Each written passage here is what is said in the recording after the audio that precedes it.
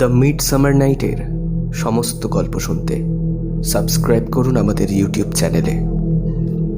শুনতে থাকুন আমাদের আজকের নিবেদন, নিহার রঞ্জন গুপ্তর কাহিনী আকস্মিক।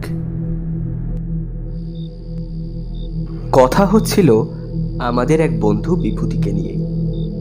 প্রায় 10-12 দিন আমাদের আড্ডায় সে অনুপস্থিত, কোনো খবর পর্যন্ত নেই।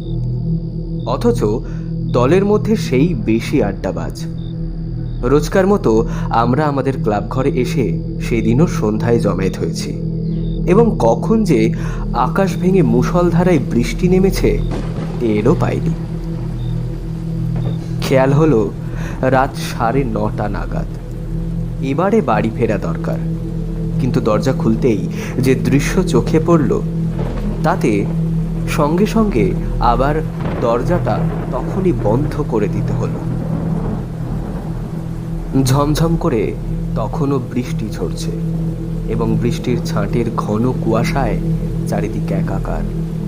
সমস্ত গলিটা জলে ডুবে গিয়েছে, ঘরের চৌকাঠ পর্যন্ত জল থই থই করছে।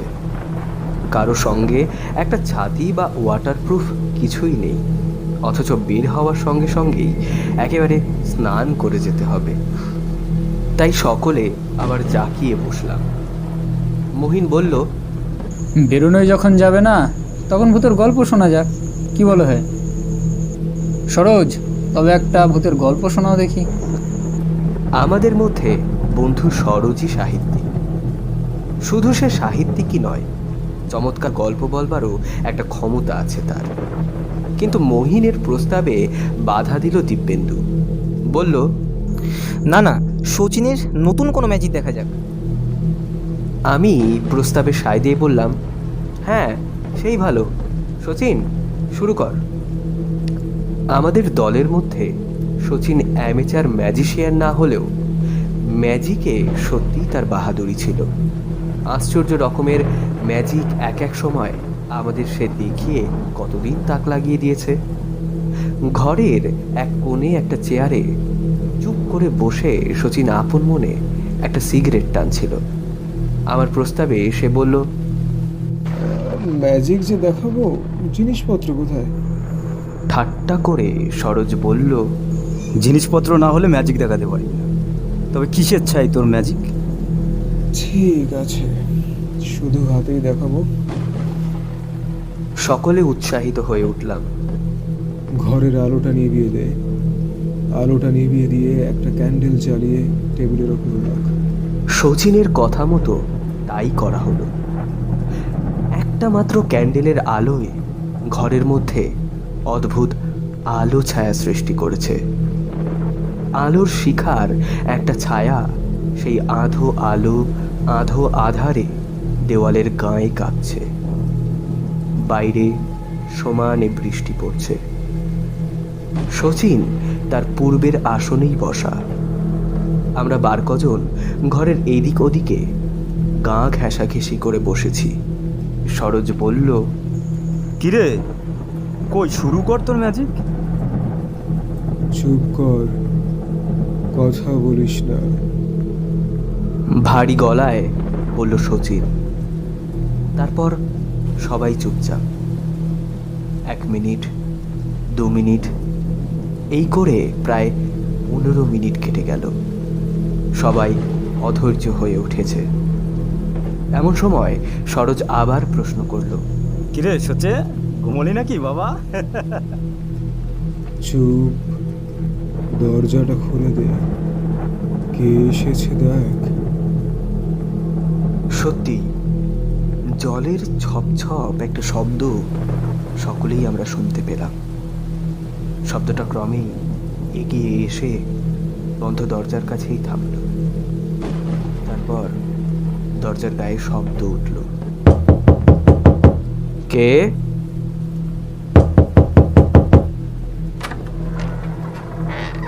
আমি উঠে গিয়ে দরজাটা খুললাম।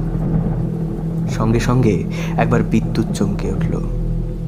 সেই ক্ষণিক আলোর দীপ্তিতে দেখলাম কে যেন একজন ঠিক দোরগোড়াতেই নিঃশব্দে দাঁড়িয়ে আছে, অস্পষ্ট একটা ছায়ার মতো।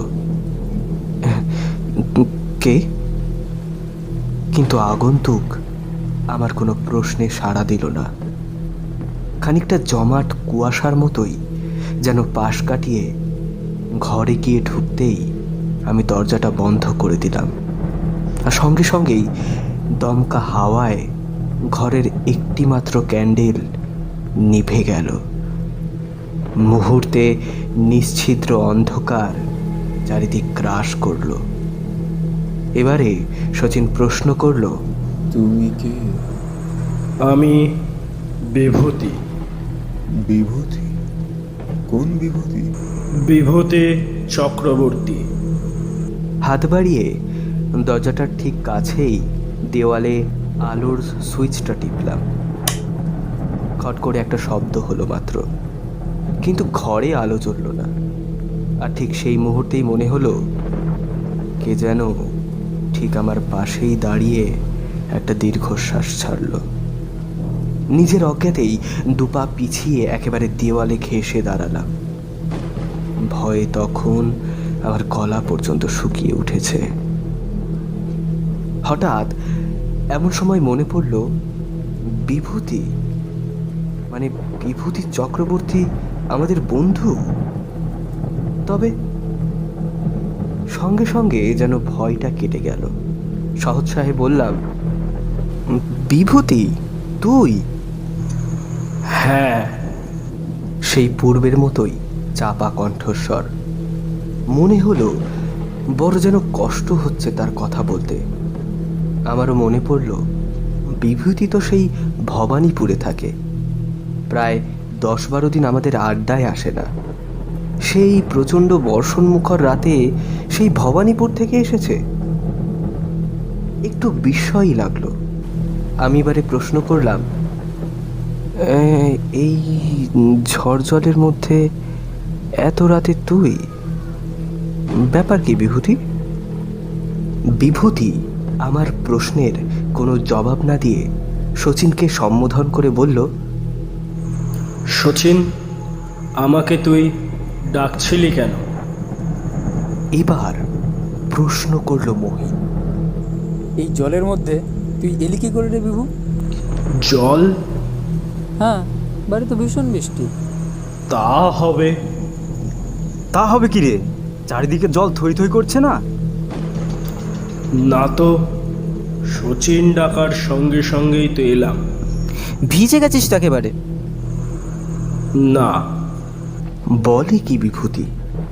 ওর মাথা খারাপ হয়ে গেছে নাকি? হঠাৎ আবার বিভূতি বলল, আমি যাই ভাই। যাবি? কোথায় যাবি এই বৃষ্টির মধ্যে?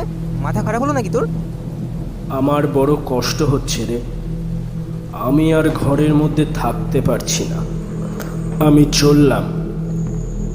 বলবার সঙ্গে সঙ্গেই দরজাটা যেন খুলে গেল। আর ঠিক সেই মুহূর্তেই ঘরের আলোটা দপ করে জ্বলে উঠল। কিন্তু কোথায় বিভূতি? আমরা ঘরের মধ্যে হতভম্বের মতো দাঁড়িয়ে আছি। বিভূতি, বিভূতি! আমি ছুটে দরজার বাইরে গেলাম। বৃষ্টি তখন থেমে গিয়েছে। গলির মধ্যে জল অনেকটা কমে এসেছে। যতদূর দৃষ্টি যায় কাউকে দেখতে পেলাম না। কেবল জলের মধ্যে দিয়ে কারো হেঁটে যাবার ছপ ছপ শব্দ কানে ভেসে এলো। পরের দিন দুটো সংবাদ আমরা জানতে পারলাম।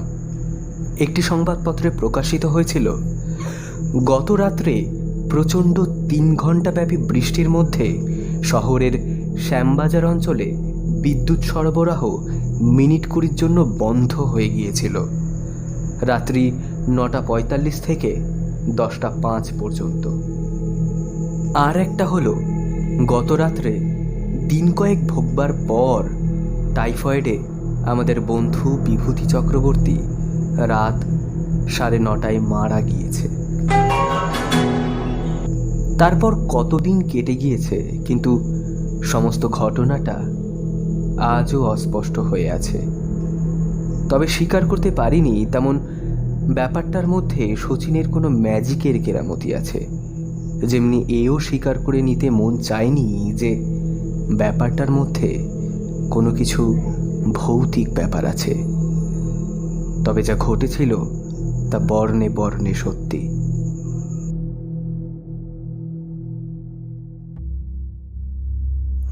শুনছিলেন আমাদের আজকের নিবেদন নিহার রঞ্জন গুপ্তের গল্প আকস্মিক। গল্প পাঠে ও আবহ পরিকল্পনায় হিমু, বিভূতির ভূমিকায় আমি বিশ্বজিৎ, মহিন, তুহিন, শচীন, রাহুল, সরোজ, সুবীর ও দিব্যেন্দুর ভূমিকায় অন্তর। শেষ হলো দ্য মিড সামার নাইটের আজকের গল্প। সবাই ভালো থাকবেন, ভয়ে থাকবেন। শুভরাত্রি।